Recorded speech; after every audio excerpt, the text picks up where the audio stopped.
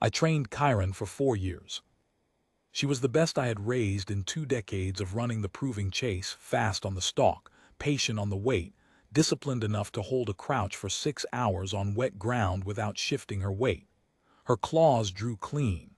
Her tracking read was precise to a quarter stride. The assessment ledger rated her in the top percentile across every axis we measure. She was ready. I would have staked my tenure on it. The proving chase is not a sport.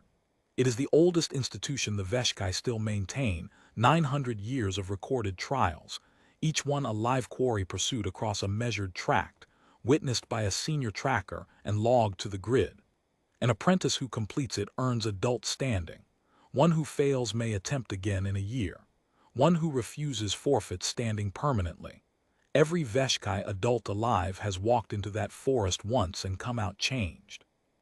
The quarry has always been native, the long-legged thuric, the burrowing crown, once a mated pair of ridge wolves that killed 2 apprentices before the pack loss was ruled lawful under the old statutes.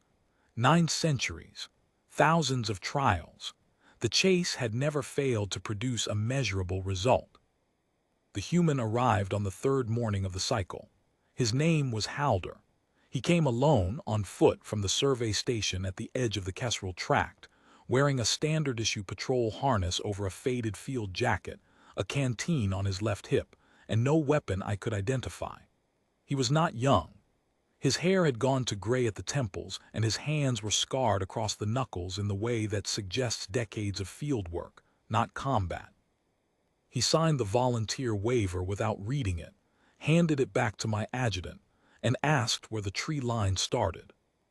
I told him. He nodded once, adjusted the chest strap of his harness with a practiced pull, and walked into the forest. The compact with humanity had opened a provision none of us anticipated. Any sentient volunteer could serve as quarry, provided they waived injury liability and accepted the route parameters. Halder was the first to apply. I approved it because I believed, as most senior trackers would have, that it would be a short chase. Humans are not fast. Their claws are vestigial. Their senses, by our measure, are blunt. Their endurance is documented but rarely tested against direct predation. I expected Chiron to close inside the first 2 kilometers and score the required 3-mark contact within the hour. She entered the tract from the southern ridge at 06:40 local time. Full daylight. The canopy was open broadleaf, dappled gold, the kind of light that makes tracking easy. Every print holds its shadow. I sat in the relay station on the eastern bluff, watching the dual feed. Chiron's chest-mounted sensor overlay on the left screen, the route's embedded ground pressure grid on the right. The grid logged every footfall across 14 kilometers of marked trail. It measured stride length, depth, pace interval, and lateral deviation. It was the same system we had used for 9 centuries, and it had never once failed to show the moment a quarry began to run. Halder's first print registered at 06:42. Stride length, 78 centimeters. Pace interval, 0.94 seconds. Lateral deviation, 0. He was walking, not quickly, not cautiously. Walking the way a person walks to a known destination when the weather is fair and there is no urgency. Chiron closed the gap in 11 minutes. I watched her sensor feed tighten, the green chevron narrowing to intercept range, her breathing shallow and controlled, her claws extended and locked. She was performing flawlessly. At kilometer 3, she struck. It was a clean lateral rake. One claw, the outer left, caught the leather of his harness strap across the right shoulder and dragged a furrow 2 centimeters deep into the grain. The sensor feed recorded a slight jolt in his shoulder, a physical response, involuntary, the body absorbing impact. I leaned forward in the relay chair. The grid would show the sprint now. Every quarry sprints after first contact. The thuric accelerates to 30 kilometers per hour. The krelm brakes for the nearest burrow. Even the ridge wolves scatter before regrouping. First contact is the fulcrum. Everything after it is the chase. Halder's next print registered at the same interval. 78 centimeters, 0.94 seconds, 0 lateral deviation. He did not accelerate. He did not flinch sideways. He did not turn to face her. He adjusted the harness strap where the claw had caught it. I saw his right hand rise briefly on Chiron's sensor feed, a small tug to resettle the scored leather on his shoulder, and he kept walking. The same pace, the same direction, the same unhurried stride he had carried since the tree line. I said nothing. I watched the grid. Chiron circled wide and came at him again from the northeast, a textbook flanking approach. She was breathing harder now. Her second pass missed. He had not dodged. He had simply kept walking, and the geometry of her sprint carried her past him by the time her claws reached extension. She overshot by 4 meters and pulled up hard, panting, in a stand of pale birch while he continued forward without turning his head. By kilometer 6 he had not changed pace. Not once. The grid data was a single repeating line of identical measurements, as uniform as machine output scrolling across my screen. I pulled up the historical comparison. In 900 years of log chases, no quarry had ever maintained a constant stride past first contact. The data field for post-contact acceleration was not optional in our system. It was a required metric, built into the scoring algorithm that determines whether the chase is complete. And the field was returning a value I had never seen entered against a living quarry: 0. Chiron attempted 4 more approaches between kilometer 6 and kilometer 10. Each one cost her more than the last.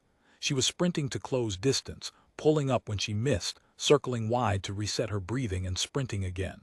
Her pace intervals lengthened. Her own stride shortened. Her lateral movement grew ragged with fatigue. By kilometer 10, she was covering 3 meters of ground for every one of his, and she had not touched him again. The single claw mark at kilometer 3 remained the only contact logged in the system. I sat in the relay station and watched the grid print the same 2 numbers it had been printing since 0642.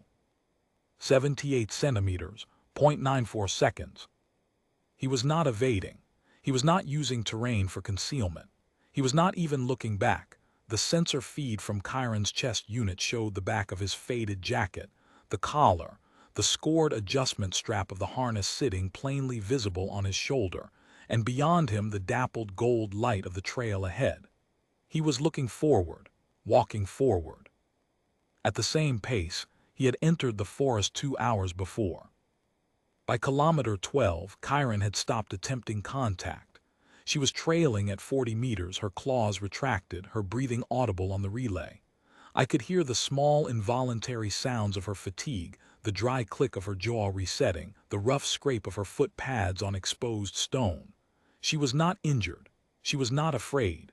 She was spent. And the human ahead of her was still walking. Halder walked out of the Kestrel tract at the northern boundary marker at 0914, 2 hours and 32 minutes after entry. He stopped at the marker post, unclipped his canteen, drank in 3 long swallows, and sat down on a flat stone with his back to the forest. He did not look behind him. A survey partner met him at the stone and handed him a ration pack, and they spoke briefly about something too quiet for the relay to carry. He ate without hurrying. He refilled the canteen from a nearby spring.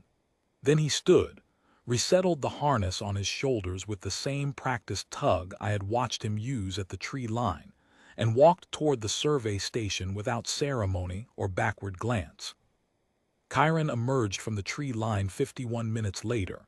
She did not come to the relay station immediately.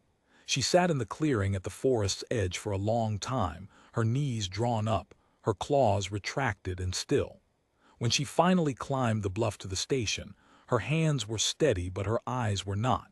She asked me one question. "What is he?"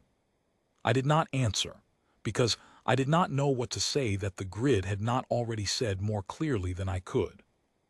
I retrieved the harness 2 weeks later, when Halder returned it through the survey station's equipment office with a short handwritten note clipped to the strap: "Scored leather, replace at your discretion."